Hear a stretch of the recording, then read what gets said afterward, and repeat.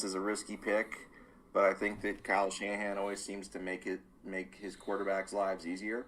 So I think there's Trey Lance had a lot of red flags. I mean, I think he only threw a little over 300 passes in college Yeah. against division against FCS competition. So that's a big risk. But I'm not. Something tells me he'll be fine. I really I like Mac Jones to the Patriots. I think Mac Jones is going to have a solid career. I think he'll be like a Kirk Cousins type of guy. Not an elite quarterback, but a guy who is really good and just kind of is able to move the chains. And so I think if there is a surprise quarterback in this draft, I think that Mac Jones is going to be the biggest surprise. I have to agree with you on the Trey Lance and definitely Trevor Lawrence, but you've said on your Class Act podcast, and it's a great line, generational talent just doesn't grow on trees. And that's kind of ringed in my head when I look at these guys, like, and not everybody's going to be super good. So Yeah. it was a good point by you. Um, Question four. This is like the last big time sports point. Let's say this year's NBA. Let's say Kevin Durant wins a title with Brooklyn. Would it have helped his legacy? I know, like me and you were kind of the same, but we believe Kevin Durant screwed his legacy when he joined Golden State. Would it have helped his legacy if, let's say, he did not add James Harden and win it, but he won it just with Kyrie? Oh, well, absolutely. I mean, if it was just him and Kyrie who won, if they won a title with just him and Kyrie, of course it would help his legacy.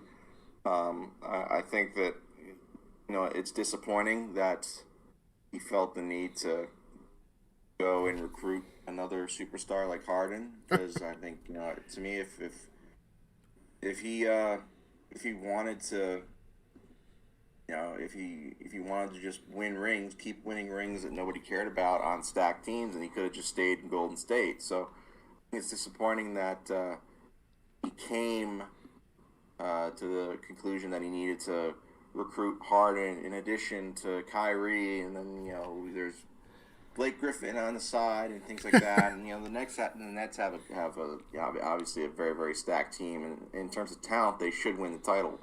But yeah, I mean, of course, if Durant had been able to win a title with just Kyrie, it certainly would have done wonders for his legacy. I'm of the same mindset. To me, it was like the Buccaneers adding Leonard Fournette and Antonio Brown. Like, what is the point of this stuff? It doesn't make any sense. Yeah. Um, so the last two are I thought of these questions because I want to know which of first of all these sports would you consider watching more of, UFC, hockey, or something else like let's say rugby or lacrosse or NASCAR. Well, I'd probably, I think, I watch some playoff hockey, and to me, it can be entertaining. So I think of the sports you listed, I'd probably say hockey. I feel like regular season hockey, I'm not really big on, but I'll watch some playoff hockey. So I think that, uh, yeah, if I had to choose between another sport that I don't usually watch, uh, but um, that hockey would definitely be one that I'd be willing to add of the choices that you gave.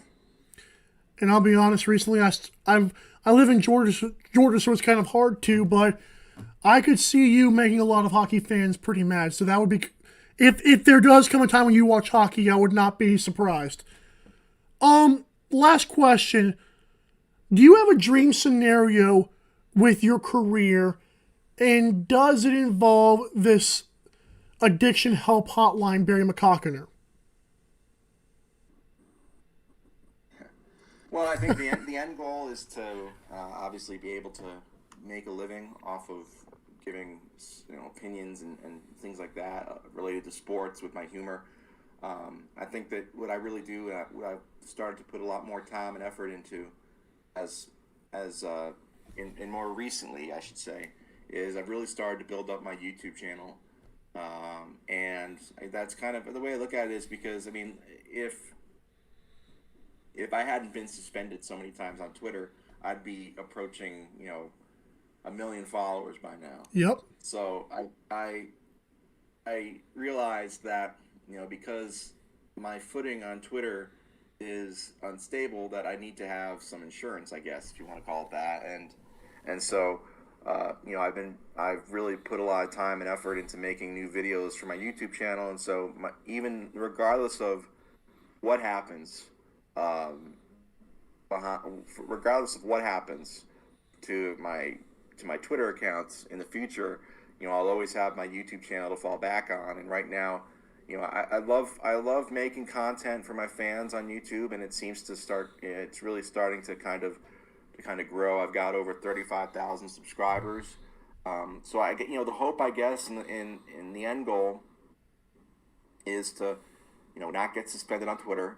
Yeah. And grow my YouTube channel to where I can make a lot of money off of that, in addition to maybe getting a bigger platform for Twitter, where I can kind of be where I was a few years ago with my Sports Doc Barry account, where I'm well known, and maybe down the line, maybe start my own website. Who knows? I mean, but being able to make money and make a living off of, and I know people who do this, so I think that's what being able to make money and make a living off of talking about sports and using my humor and having a massive following. I think that's going to be my end goal. But at the end of the day, I think that, and it sounds corny, but it's true. I really enjoy making people's lives or their days better any way that I can with my ridiculously stupid humor.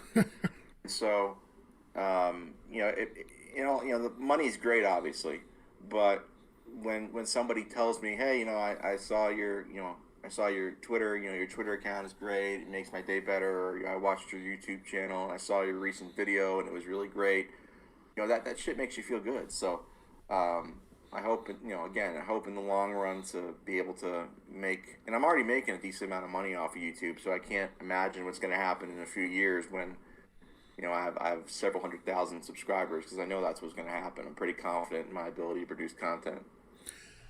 Hey, your Eli Manning video, I highly recommend it. Just watch that one. And I appreciate your time. Maybe one day you'll get to meet this doctor behind this image. That'd be kind of cool too. That would be cool. That do a lot of numbers. All right, Barry. Appreciate you, and thank you so much. And listen to the Class Act podcast. Subscribe to his YouTube, please.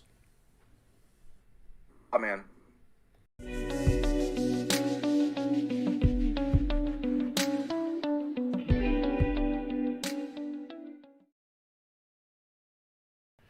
I want to first of all thank Barry for coming on the show. He was nothing but class personified. That's no pun intended. This whole entire process, he was professional. He is awesome. Thank you for that interview, Mr. Barry. Also, I apologize for the technical difficulties there. I've actually never had the stream drop before, so that was kind of a first for me. Thankfully, I recorded the entire thing with this software that we at 12 Sports use, so there will be a replay up with no interruptions. Again, I apologize for that. That was frustrating. I know I about lost my mind when that happened. I was like, son of a gun, these poor people. But there will be a replay in its entirety here very soon. Without further ado, coming up next is World Hockey Report on 12 Sports. Thanks for listening to Mike Student first and watching, and thank you for watching Pete's Power Plays before this.